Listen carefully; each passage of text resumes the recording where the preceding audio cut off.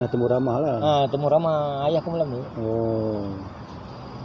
Oh ada ya. Ada. Masa tu siaran kita nak dengar nak kena pergi apa? Channel Singapura nun ada Gelombang Penang dia. Iya. Bunyi dia macam tika apa Zamal Kazam. Macam wirely pula.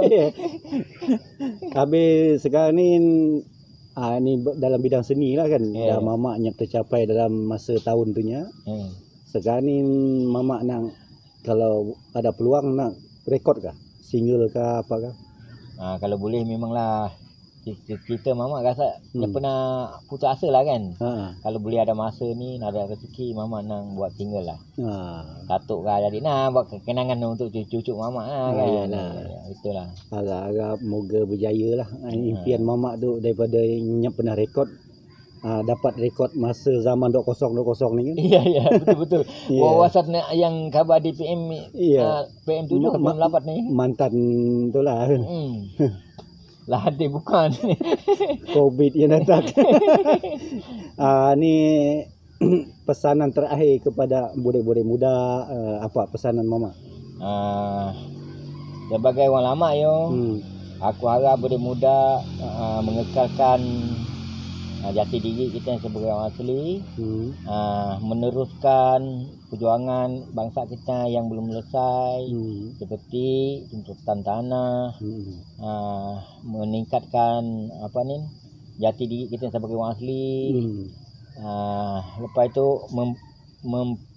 memperkasakan adat istiadat orang asli tu. Jangan limpah buang lah kan. Kita wujud di situ masyarakat kita, jadi kita kena berterima kasih lah dengan golongan yang dah lepas.